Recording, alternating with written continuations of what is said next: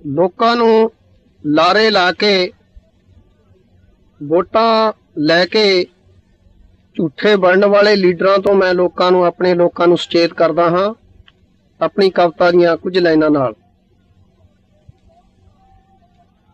ਲੋਕੋ ਬਾਜਿਆ ਜੋ ਝੂਠੇ ਲੀਡਰਾਂ ਤੋਂ, ਇਹਨਾਂ ਦੇਸ਼ ਨੂੰ ਬਿਲੇ ਲਗਾ ਛੱਡਣਾ।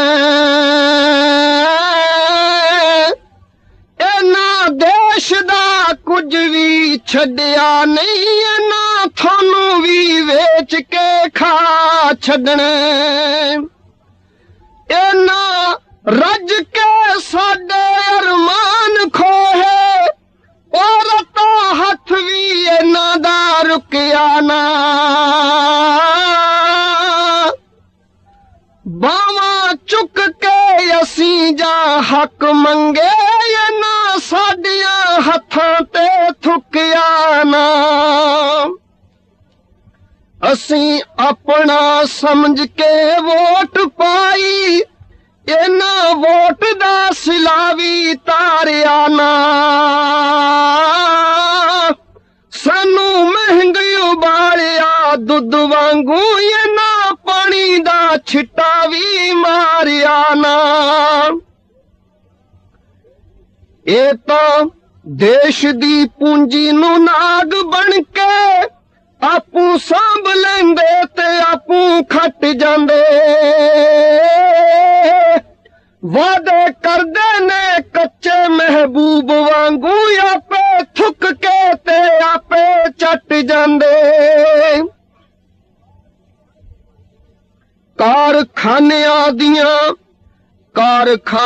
ਦੀਆਂ ਮਗਦੀਆਂ ਚਿਮਨੀਆਂ ਚੋਂ ਸਾਡੇ ਵਲਵਲੇ ਨਿਕਲਦੇ ਤੂੰ ਬਣ ਕੇ। ਅਫਸਰ ਸ਼ਾਹੀ ਦੀ ਕਾਰ ਦੇ ਵੇਗ ਮੂਰੇ, ਸਾਡੇ ਉੱਡਦੇ ਅਰਮਾਨ ਨੇ ਰੂਹ ਬਣ ਕੇ।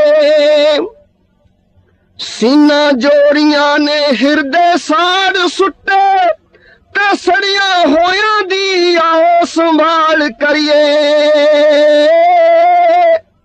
ਜਿਹਨੂੰ ਰਾਖ ਉਧਾਰ ਕੇ ਲੈ ਗਏ ਨੇ, ਆਪਣੀ ਕਿਸਮਤ ਦੀ ਫੇਰ ਪੜਤਾਲ ਕਰੀਏ। ਜੇਕਰ ਅੱਜ ਨਾ ਹੱਕਾਂ ਦੀ ਗੱਲ ਕੀਤੀ, ਤੁਹਾਡੇ ਬੱਚਿਆਂ ਦੇ ਦੀਂਦੇ ਚੋਲ ਜਲਦੇ। ਖੇਤਾਂ ਵਿੱਚ ਪੰਜਾਬ ਦੇ ਬੋਲ ਜਲਦੇ, ਮੇਰੇ ਗੀਤ ਜਲਦੇ ਤੇ ਤੁਹਾਡੇ ਕੋਲ ਜਲਦੇ।